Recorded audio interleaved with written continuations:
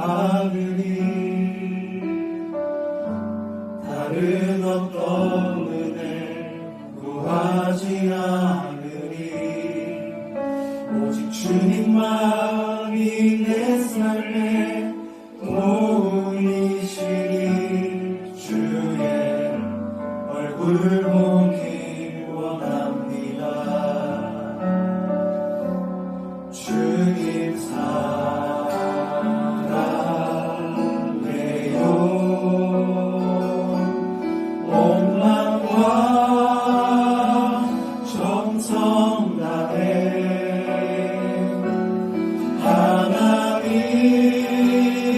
하나님의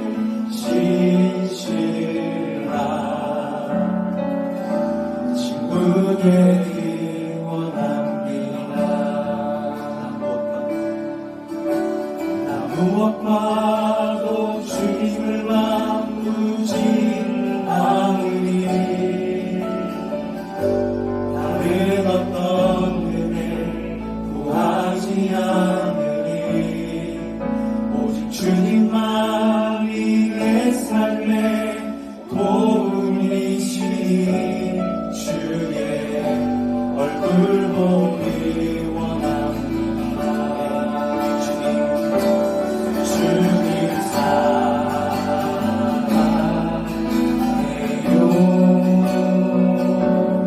온 마음과 정성 다해 하나님의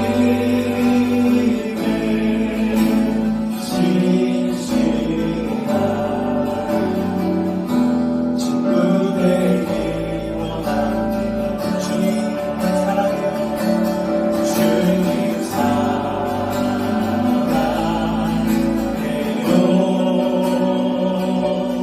온 마음과 정성 다해 하나님의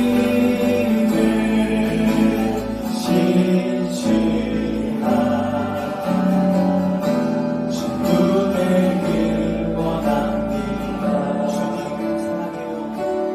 주님 사랑해요.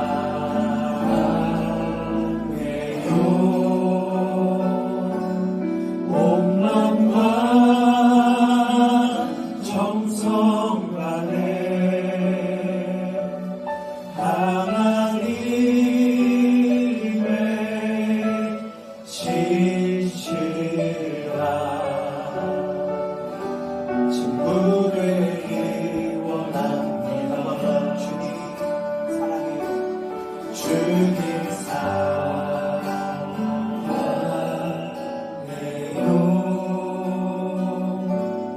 온 마음과 정성 다해 하나님의 신실한 친구 되길 원합니다.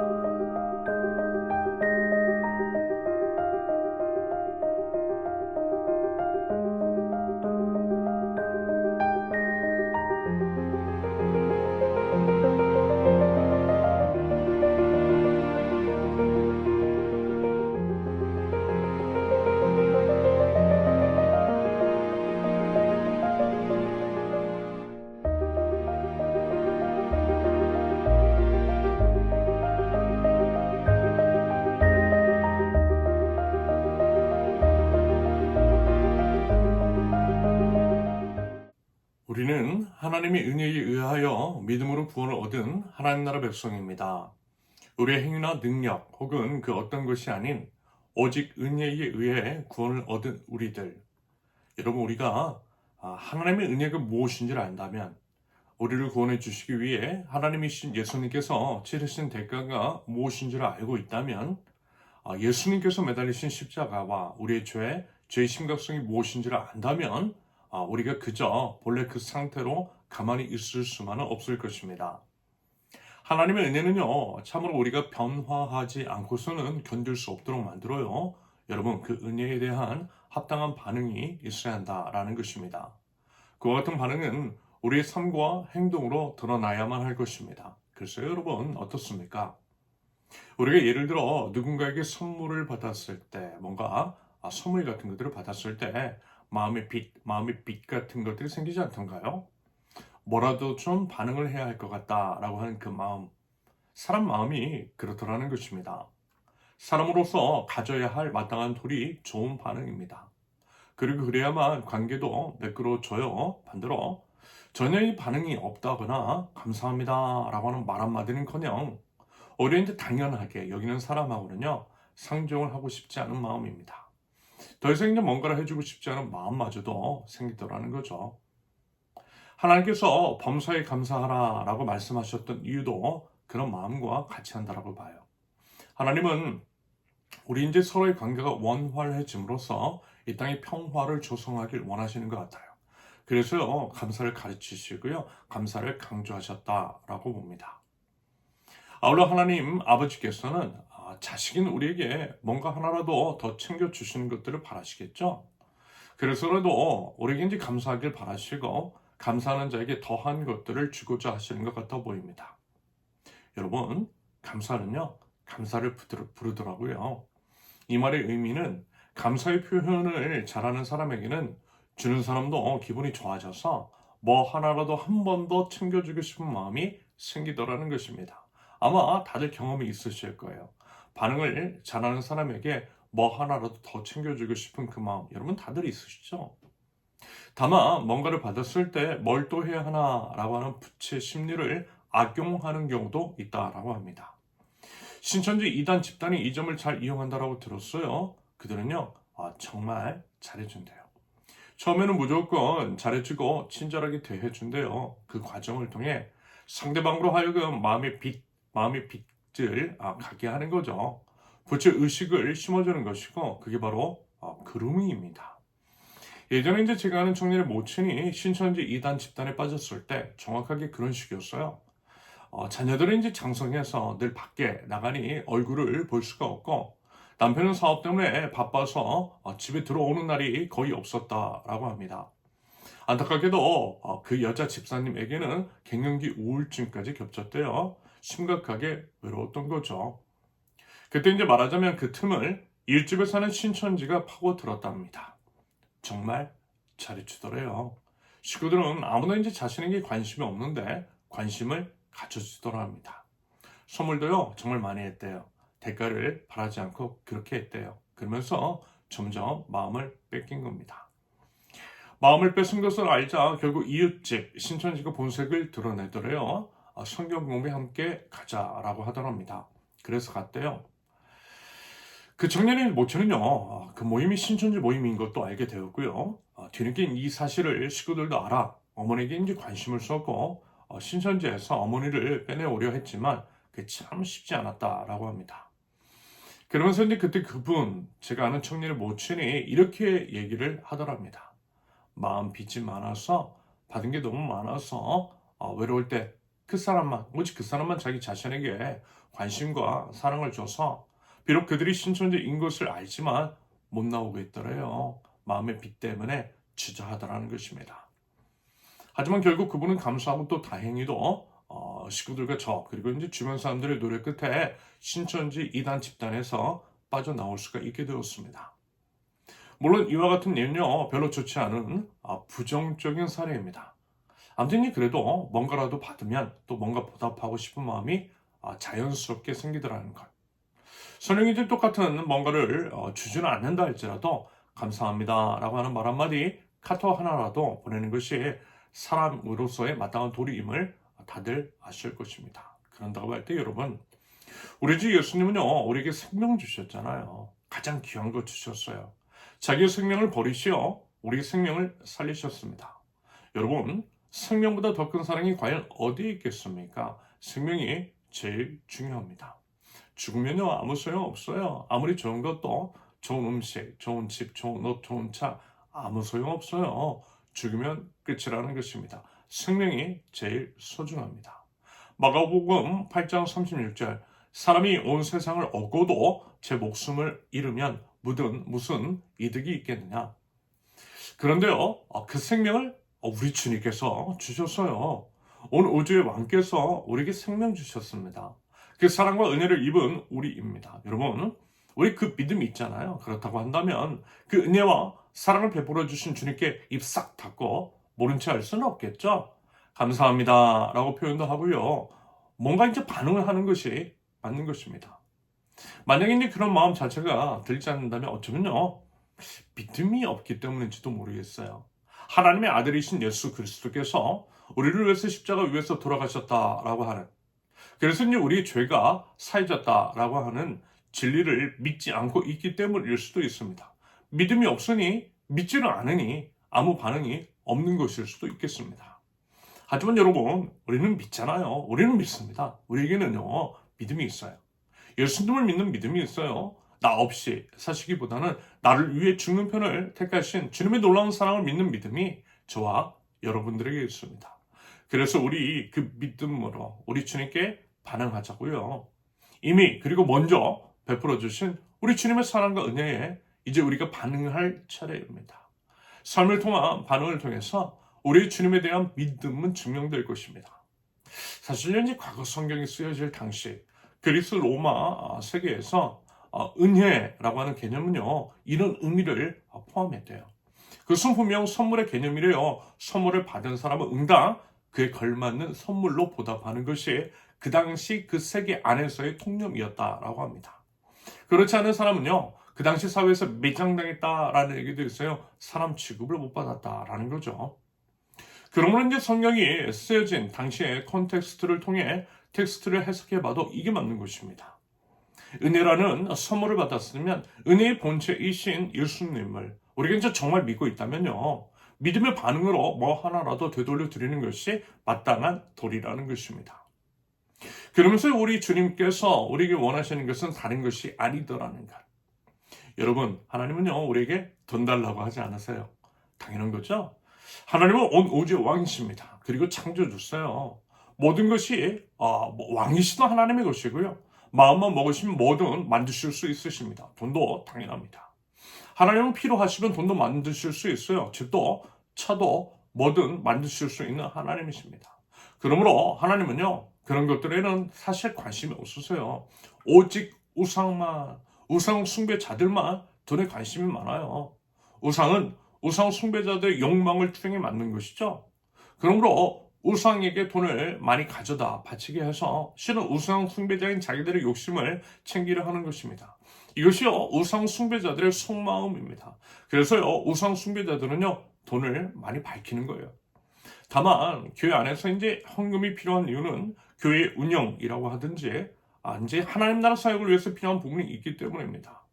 아울러 이제 설령 우리가 소유한 물질이라 할지라도 그 소유권이 하나님께 있음을 인정하는 행위, 일종의 신앙 고백으로서 헌금을 하는 것일 뿐인 거죠. 모든 것이 하나님의 것이라는 의미로서의 상징적인 행위가 다름 아닌 헌금입니다. 그러므로 여러분 주의하셔야 돼요. 헌금을 강요하는 것, 헌금을 신앙의 척도로 사용하는 것처럼 이야기하는 것들에 대해서 이런 맥락의 수사를 쓰는 교회와 목사들을 경계하셔야 합니다. 그런 자들은 보통요, 하나님을 팔아서 장사하는 자들, 싹군의 가능성이 큽니다. 요즘에 보니까 그런 싹군들이 너무 많이 보여요. 한국 사회를 어지럽히고 있습니다. 유튜브도요, 여러분 마찬가지입니다. 돈 때문에 거짓말을 하더라고요. 돈 때문에 가짜뉴스를 양성하고 사람들을 선동하고 있어요. 하나님을 이야기하고 목사라고 하는 자들도 그런 식으로 유튜브 방송을 통해서 사회를 분열시키고 있는 것들을 보게 됩니다. 여러분 정말요, 여러분 유튜브 조심하셔야 합니다. 요즘은 유튜브가 적그릴 수도 있겠다 싶어요. 분별력 있게 그것들을 접하시지 않으면요, 우리도 이상해질 수 있습니다. 물든다라고 하잖아요. 로마서 12장 2절을 보면 여러분은 이 시대의 풍조를 본받지 말고, 이게 무슨 얘기예요? 유튜브에 물들지 말라는 거예요.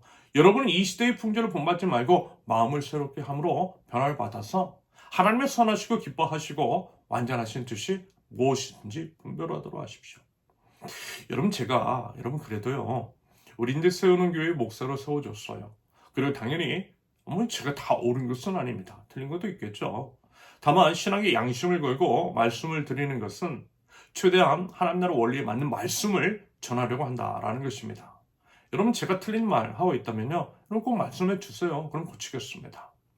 하나님께서 저를 세우는교회 목사로 세워주신 이유는요, 세우는교회 공동체로 우리를 불러주신 까닭은요, 우리 세우는교회에 속한 한 분 한 분을 하나님 나라 백성다운 성숙함으로 이끌게 하시기 위함입니다. 돕는 자로서 저를 세워주신 거예요. 그렇다라고 한다면 여러분, 제가 목사로서 가이드해 드리는 것들에 대해서 여러분 따라주시는 게 좋겠죠? 아니라고 한다면, 제가 싹군이라면, 제가 거짓말하고 있다면 우리 세우는 교회에 여러분 있으실 필요 없는 거예요. 제가 거짓 선지자라면 얼른 세우는 교회를 탈출하시는 것이 여러분들에게 좋습니다. 그리고 이제 물론 꼭 그렇다라고 이제 단정지어 얘기할 수는 없을지라도 우리 사회 안에서 편을 가르고 무리와 분열을 일으키면서까지 여기서 이제 선동을 하는 자들을 여러분 한번 자세히 한번 관찰 한번 해보세요. 그들은요 거의 이럴 것입니다. 선명하게 계좌번호를 적시해 놓고 있어요. 헌금에 대한 이야기 절대 빼놓지 않습니다. 무슨 얘기냐면 결국 그들의 목적은요 돈일 수 있다는 거죠. 말하자면 이런 모습, 즉 헌금을 요구하는 모습을 통해서도 그들의 정체, 그들의 본질이 무엇인지를 분별할 수 있을 것입니다. 결국 만몬이라고 하는 거짓신이 이 세상을 지배하고 있을 때 교회까지도 침투해 들어온 것일 수 있다는 것입니다. 여러분, 이 점을 정확하게 아셔야 돼요. 에리 프롬의 소유나 존재냐, 소유냐 존재냐라고 하는 책도 있는데요. 여러분, 하나님은요 우리의 소유에는 관심 없으세요. 오히려 존재에 관심을 갖고 계세요. 예수 그리스도 안에서 새로운 존재가 되는 걸 원하세요. 우리가 예수님 안에서 새로운 피조물로 여기고 그렇게 살아가는 것들을 원하십니다. 고린도후서 5장 17절, 누구든지 그리스도 안에 있으면 그는 새로운 피조물입니다. 옛것은 지나갔습니다. 보십시오, 새것이 되었습니다. 여러분, 이 말씀을 믿고요, 우리 자신을 새로운 피조물로 새 것처럼 그렇게 우리 자신을 여기고 살아가는 것입니다. 그렇게 여기고 살아가는 거예요. 그리고 그것은 결국 우리의 변화입니다. 변화된 삶, 방금 말씀을 드렸던 로마서 12장 2절, 여러분이 이 세대의 풍조를 본받지 말고 마음을 새롭게 함으로 변화를 받아서 하나님의 선하시고 기뻐하시고 완전하신 뜻이 무엇인지를 분별하도록 하십시오. 예수 그리스도 안에서 마음을 새롭게 함으로 변화를 받아 하나님의 뜻, 하나님 나라 가치가 첫째 무엇인 줄 알고 둘째 그것을 따라 살아가는 것, 바로 그것입니다.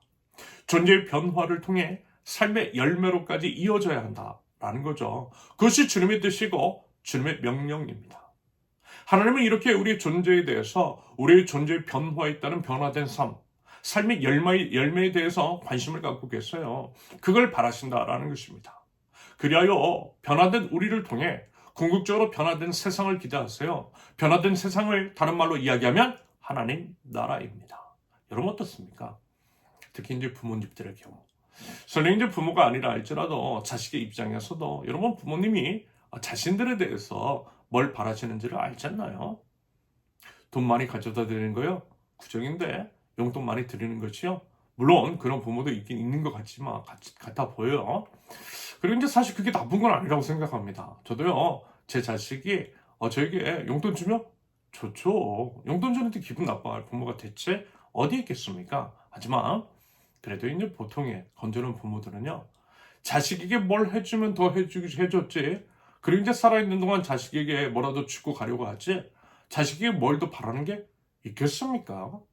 우리 이제 권사님들요, 자식들을 그렇게 키우고 또 이제 손주까지 기쁨으로 돌봐주고 있잖아요. 여러분, 이게 부모 마음인 거예요.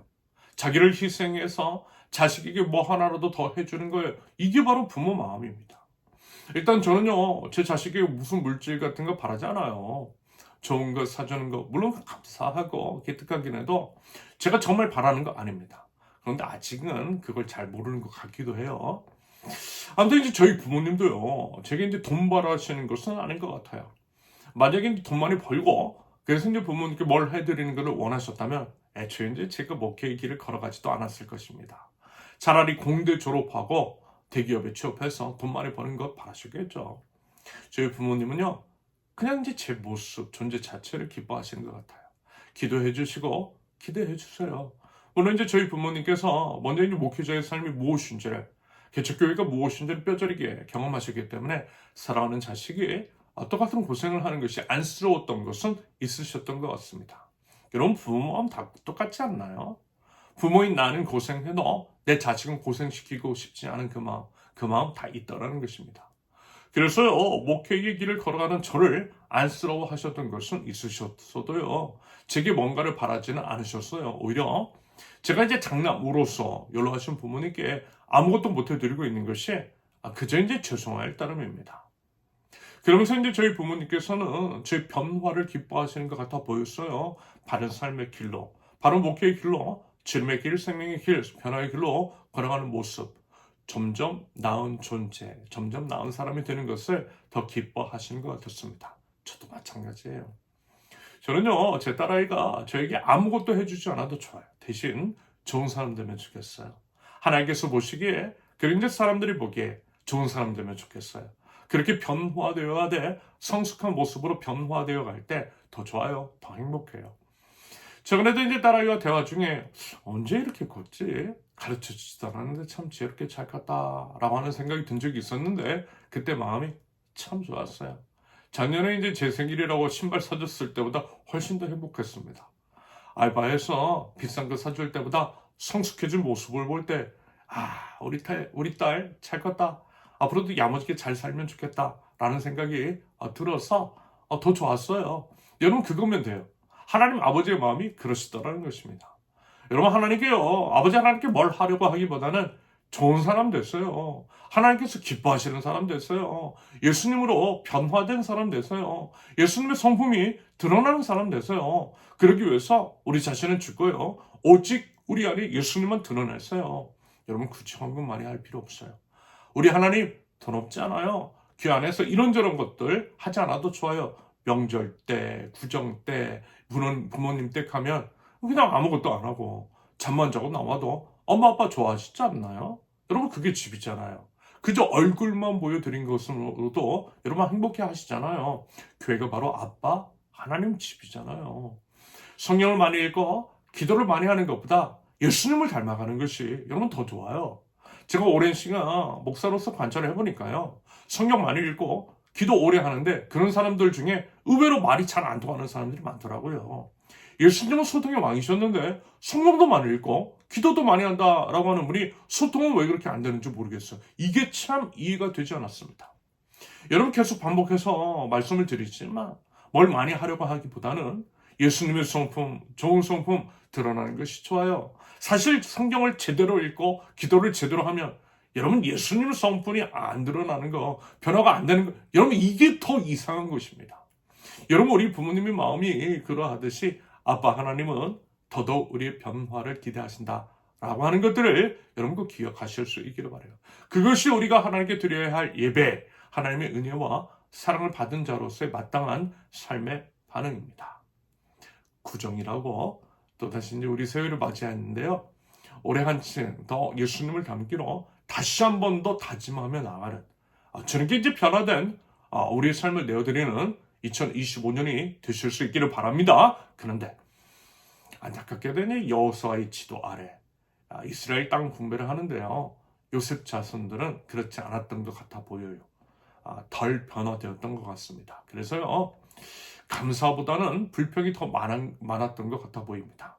마땅히 행해야 할 의무 같은 것들도 도외시했던 것들도 엿보이고 있습니다. 말하자면 신앙인으로서 미성숙한 모습, 아직 덜 변화된 모습을 보이고 있더라는 거죠. 그에 대해 지도자 여호수아는 그들이 이제 차근차근 다독이면서 그들이 이제 신앙인으로서 마땅히 행해야 할 것이 무엇인지에 대해서 지도하는 내용이 말하자면 오늘 본문입니다. 여러분, 사람 마음이 그래요. 뭐라니까 이제 공짜로 먹으려고 하는 마음, 편하게 이제 취하려고 하는 마음이 있는 것 같아요. 감나무 밑에서 감 떨어지기만을 바라는 심리, 누가 좀 다 해주고 밥도 또 먹여 주었으면 하는 마음이 여러분 왜 없겠습니까? 하지만 그건 하나님 나라의 방식이 아니라고 했죠. 오히려 하나님은 대가를 치르라고 하세요. 정당한 대가를 치르라고 하십니다. 계속 이제 반복해서 말씀을 드렸던 것처럼 이스라엘에게 여러분 빈 땅을 주지 않으셨던 것, 여전히 이제 적들이 가득한 땅을 약속의 땅이라고 주신 것은 바로 그 점을 드러내는 것이라 말씀을 드렸어요. 약속의 땅임을 하나님께서 그 땅을 주셨음을 믿고 쟁취하라는 거죠. 은혜를 받았으면 믿음으로 반응하라는 것입니다.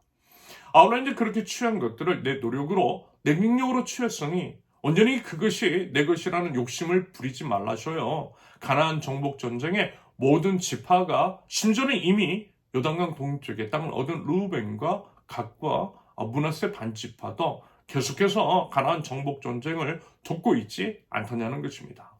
그리고요, 마음은 있지만, 마음은 굴뚝 같지만 연약해서 전쟁에 나갈 수 없었던 사람들, 여성, 노약자, 장애인까지도 챙겨주라는 것입니다. 여러분, 이것이 하나님의 뜻이고 하나님 나라이며 하나님 나라 백성이 마땅한 태도라는 거죠. 게다가 이제 사실 하나님의 약속이 있었기 때문에 그 땅을 차지할 수 있었던 것입니다. 바꿔 말하면 아무리 이제 그들이 능력이 많고 아무리 이스라엘 각 지파가 협력을 한들 하나님의 말씀이 없었다면, 다시 말해서 하나님께서 그 땅을 주신다라는 약속이 없었다라고 한다면 여러분 그 땅을 과연 차지할 수 있었을까요? 아니요, 그렇지 않았을 것입니다. 무슨 얘기냐면 은혜라는 거예요. 가나안 땅을 차지한 것도 은혜라는 것입니다. 은혜 없이는 그 땅 못 얻었을 거예요. 그러므로 그 은혜를 안다면 내 노력, 내 능력만으로 얻은 것이 아님을 인정해야겠죠. 그 인정을 통해 하나님에 대한 믿음을 드러내는 사람이라면 하나님께서 주신 것을 이웃들에게, 특히 연약한 사람들에게도 나눌 줄 알아야 한다라는 것입니다. 여러분, 그것이 하나님의 정의입니다. 성경적 정의는 약자를 향한 하나님의 끈질긴 편애라고 누차 말씀을 드렸고, 그래서 이제 고아와 과부, 외국인으로 대변되는 사회적인 약자를 지켜주는 제도적 장치 마련 및 시행을 통해 하나님은요, 이스라엘이 하나님 나라로서 하나님의 정의를 실현해 나가기를 바라셨던 거예요. 그런데 세상이 이제 악해지고 우상숭배로 점점 변질이 되면서 하나님의 정의가 훼손되었어요. 약자의 신음과 피비린내가 그 사회 안에 진동했어요. 그래서 하나님께서 이스라엘을 심판하셨던 것입니다. 지금 우리가 속한 이 사회도 그 어떤 방향으로 흘러가지 않도록 여러분, 우리 믿는 자들이 하나님의 정의를 위해, 분배의 정의를 위해서 힘써야만 하는 것입니다. 아울러 이것, 즉 분배의 정의를 실현하는 것이 말하자면 사도행전 처음 교회에서 드러나는 모습, 즉 교회 공동체 안에서 서로의 물건을 통용함으로써 그 교회 안에 뭐라고요? 가난한 사람이 없었다. 가난한 사람이 없었다라고 하는 진술과 연결이 된다라고 계속해서 말씀을 드리고 있어요. 그렇기 때문에 여러분, 우리가 이제 자유민주주의 질서, 자본주의 경제체제 안에 살고 있기는 하지만 여러분, 그렇다고 했어요. 능력 있는 사람만 잘 먹고 잘 살면 된다라는 논리를요, 지향하면 안 되는 겁니다. 능력 있는 사람, 잘난 사람은 그에 합당한 것들을 모두 다 몽땅 가져가도 된다라고 하는 승자독식 능력주의만을 이야기해서도 안 되는 거예요. 오히려 이제 복지 정책에 대해서도 여러분 관심을 가져야 하는 것입니다. 불평등이 극대화되고 앞으로 이제 고령화, AI 등으로 인해서 기본적인 생계에 필요한 수입마저도 없는 사람들이 늘어날 것이 뻔한 미래 한국 사회 안에서 기본소득과 같은 맥락의 경제 정책에 대해서도 연구를 해보고 어떻게 하면 분배의 정의를 실현하고 그래서 모든 사람이 사람답게 살 수 있는 사회를 만들 수 있을지에 대해서도 고민을 하면서 실천해야만 할 것입니다. 여러분, 이런 것이 하나님 나라 만들어 나가는 거예요. 지금 우리가 서 있는 이곳에 하나님의 형상을 따라 지음을 받은 모든 사람의 생명과 존엄을 지켜주는 하나님 나라 가치가 스며들도록 애쓰는 것, 그것이 다름 아닌 하나님 나라를 구체화해 나가는 것입니다. 여러분, 제발요, 속지 마세요. 목사들 중에서도요, 거짓말하는 사람 너무 많아요. 잘 알지도 못하고 심지어는 제대로 성경을 보지도 않았으면서 거짓으로 선동하는 사람 너무 많아요. 분배의 정의를 이야기하면 공산당이라는 이상한 프레임을 씌우더라고요. 하나님 나라 가치를 그런 식으로 폄훼합니다. 하지만 여러분 말씀드렸잖아요. 교회는요, 커뮤니티라고요.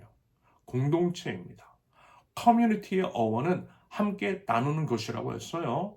그래서 사도행전 교회 공동체에서 함께 나눴잖아요. 그래서 가난한 사람이 없게 했잖아요. 그게 바로 커뮤니티입니다. 하나님 나라는요, 커뮤니티, 공동체, 함께 나누는 곳입니다. 커뮤니티에서 커뮤니즘이 나왔어요. 공산주의인 거죠. 물론 우리가 보통 알고 있는 공산주의는 그 개념이 왜곡되었죠. 오용되었죠. 그리고 한국 전쟁으로 인해 본래적인 의미가 훼손되었어요. 그로 인해 상처와 트라우마가 생겼습니다. 게다가 공산당은 원래 이제 공산주의 정신에서 많이 벗어난 것 같아요. 오히려 서로 공평하게 나눠야 되는데 승자 독식의 구도가 더욱더 공고해진 것 같아요. 공산당이 다 가져가는 악함이 있더라는 것입니다. 하지만 그럼에도 원래 커뮤니즘은 커뮤니티와 우리 성경적인 가치, 분배의 정의를 지향하는 하나님 나라와 맞닿아 있는 게 있더라는 거. 여러분 이걸 잊으면 안 되는 거예요. 그런데요, 그런 하나님의 나라를 아는 교회가 무작정 복지 정책에 대해서 공산주의라고 하는 프레임을 씌워서 반대를 하고 그와 같은 맥락에서 하나의 고려 대상일 수 있는 기본소득과 같은 논의에 대해서 무조건 색깔을 씌우며 그것들을 비난해서야 되겠느냐라는 것입니다. 뚜렷한 대안을 내놓지도 않으면서 왜 무조건 반대만 하냐라는 거예요. 분배의 정의를 실현하기 위해 뭐라도 시도해봐야죠. 여러분 그건요 하나님 몰라서 그러는 거예요. 하나님 나라도 몰라서 그러는 거예요. 그저 누가 해준 그 말만 듣고 맹종해서 그러는 것입니다. 그것에 세뇌당한 거예요. 무지했다는 맹종입니다. 아무튼 이제 요셉 지파 불평불만 가득했어요. 사람이 엄청 많아졌다고. 그래서 이제 자기네 지파의 인구가 늘어났는데 땅을 좀 더 달라는 것입니다. 그랬을 때 여호수아도 인정을 하죠. 사실 그것은 정당한 요구였거든요. 상식적으로도 인구가 많아졌다면 그에 상응하는 땅도 더 넓어져야 하는 것이 맞는 것이겠죠. 그런데 여호수아는 분명하게 이야기합니다.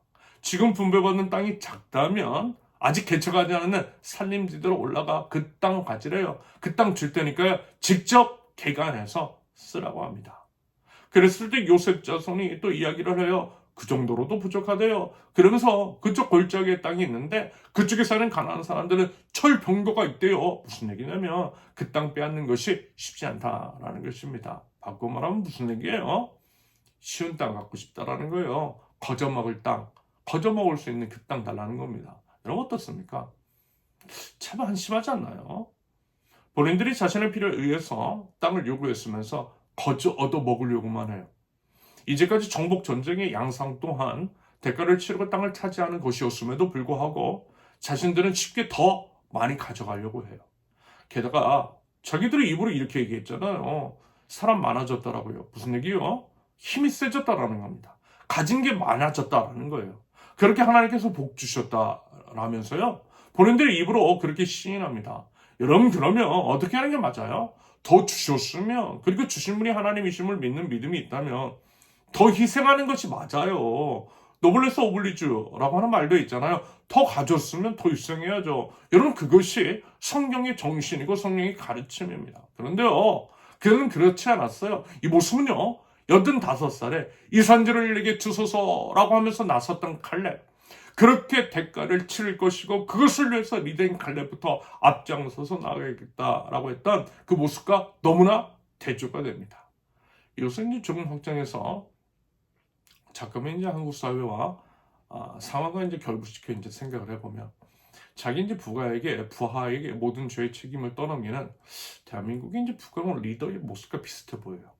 이미 가진 것이 많은 요셉 지파의 부끄러운 모습은 무책임한 리더의 모습 그것과 너무나 똑같아 보여요. 너무 한심한 거죠. 여러분 하나님께서 더 주신 거 사명입니다. 더 주신 것으로 남들 위에 군림하라는 것이 아니라는 거예요. 오히려 그것으로 이웃을 섬기라는 것입니다. 권력도 마찬가지예요. 권력도 주셨으면 권력이 남용이 아니라 주어진 권력으로 모습처럼 국민을 섬기는 것이 맞는 것입니다. 정확하게 예수님께서 그러셨잖아요. 온 의제와 모든 것을 가지신 분이 우리 섬기셨잖아요. 우리의 생명을 빼앗는 것이 아니라 도리어 자신의 생명을 우리에게 주셨잖아요. 그래서 우리가 예수님 믿는 거잖아요. 그럼 우리도 그래야겠죠? 예수님처럼 하나님께서 주신 것으로 남들 섬겨야겠죠. 그리고 우리 리더도 그런 자를 세워야 하지 않겠어요? 막상 책임을 져야 할 때 자기만 쏙 빠지는 자가 여러분 무슨 리더냐고요. 그런 리더 따르면 여러분 결국 우리도 팽당할 수 있다라는 것입니다. 아무튼 여호수아 불평하는 요셉 자손에게 이 말 한마디 전해요. 스스로 개척하래요. 비록 그 땅에 있는 사람들이 철병거를 가져서 강하다 해도 능히 쫓아낼 수 있으니 그 믿음 가지고 우리 하나님 의지해서 나아가라고 말해요.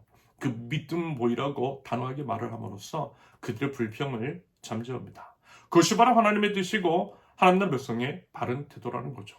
여러분 부디어 우리에게 그 믿음, 그 자세, 그 태도 있으면 좋겠어요. 불평과 불만보다는 감사와 찬양이 있으면 좋겠어요. 없는 것, 상황과 환경 탓 말고요. 이미 주신 것, 그리고 우리 하나님께 하나님의 약속에 우리의 시선을 두고 나아가면 좋겠어요.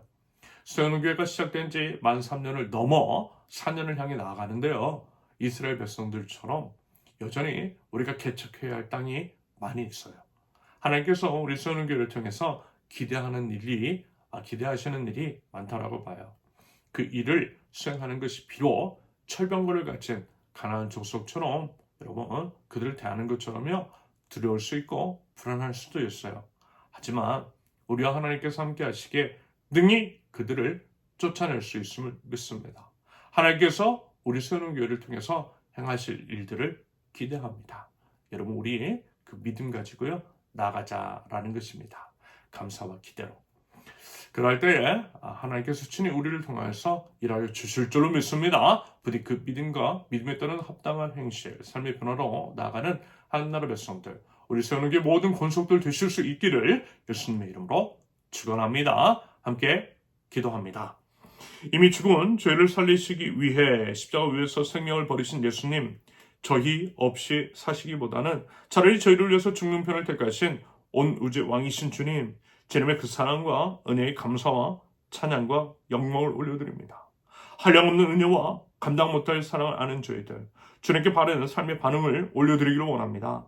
예수 그리스도 안에서 새로운 피조물로서 변화된 저희의 삶을 드리게 하옵소서. 변화된 저희의 삶을 통하여서 이 땅이 변화되게 하시며 하나님 나라 백성인 저희의 삶을 통하여서 하나님의 나라가 세워지게 하옵소서.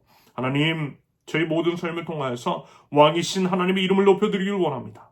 영원토록 주님을 찬양하며 하나님의 명예를 드높이는 하나님 나라 백성 되게 하옵소서. 하나님, 세상이 참으로 어지럽고 불안합니다. 기후위기 상황 가운데에 미국의 대형 산불, 이상 기온에 따른 한파 등 자연재해로 인한 수많은 이들이 목숨을 잃고 삶의 터전을 빼앗겨서 슬픔과 눈물 가운데 있는 것들을 참담한 심정으로 목도합니다. 국내 정세는 여전히 불안정하며 여전히 무도하고 무법한 자들이 염치를 모르고 미쳐 날뛰고 있는 가운데에 선량한 시민들의 한숨과 시름은 깊어갑니다. 이것이 어쩌면 종말의 치유가 아닌가, 종말의 징후가 아닌가라고 하는 두려움마저도 드는 요즘입니다. 정의와 공의 하나님, 불의와 악에 대해서는 진노하시고 의인들과 선량한 시민들은 불쌍히 여겨 주시옵소서. 하나님 나라의 백성들이 먼저 회개하는 마음으로 삶의 습관과 사회를 바라보는 인식과 태도를 근본적으로 돌이킬 수 있도록 하나님 인도하여 주시옵소서. 행동하는 시민, 삶으로 믿음을 증명하는 하나님 나라 백성 될 수 있도록 하나님 인도하여 주시옵소서. 설령 더디더라도 포기하지 않고 훼손된 정의와 일그러진 자연 성격으로 회복시켜 나가고 바로잡아 나갈 줄 아는 믿음과 용기를 하나님 저희들에게 허락하여 주시옵소서. 유튜브 알고리즘과 확진 평량에 빠지지 않게 없어서 거짓 선지자, 뱀의 혀와 같은 기만과 술수로부터 하나님 저희를 보호하여 주시옵소서. 무지에 따른 맹종을 경계하게 하여 주시옵소서. 오직 바른 분별과 하나님 나라에 대한 바른 지식으로 하나님의 선하시고 기뻐하시고 온전하신 뜻을 이루는 건전한 신앙인이 될 수 있도록 주님 저희를 인도하여 주시옵소서. 하나님, 구정 연휴입니다. 오가는 발걸음 가운데 건강과 안전으로 지켜주시옵소서. 사랑하는 주님의 권속들이 하나님 나라 백성다운 삶의 태도로 먼저는 식구들에게 그리고 마저는 모든 이들에게 선한 영향력을 끼치게 하옵소서. 각 가정 가운데에 하나님의 은혜와 사랑이 가득하게 하옵소서. 주님의 선한 인도하심을 경험하는 모든 식구들 될 수 있도록 하나님의 은혜를 더하여 주시옵소서. 사랑하는 세우는교회 공동체가 주님 안에서 더욱더 하나 되게 하시며 주님께서 보여주신 그 사명을 향해서 한 걸음 한 걸음 걸어나갈 때에 안주하거나 정체되지 않고 우리 주님께서 약속하신 그 말씀을 붙들고 스스로 개척하며 하나님 나라 모델 하우스를 만들어 나가는 선교회 될 수 있도록 주님 죄를 붙드시고 주님의 선한 길로 인도하여 주시옵소서. 이제는 우리 주 예수 그리스도의 은혜와 아버지 하나님의 극진하신 사랑과 성령님의 교통하심이 주 믿는 믿음과 기대 그리고 합당한 반응으로 나아가는 선교의 모든 권속들 위해 이제부터 영원토록 함께 하시기를 간절히 축원합니다. 아멘. 감사합니다. 모든 예배를 마쳤습니다. 구정 연휴 하나님 안에서 건강하고 안전하고 또 행복한 시간이 되실 수 있기를 바랍니다. 감사합니다. 사랑합니다. 축복합니다.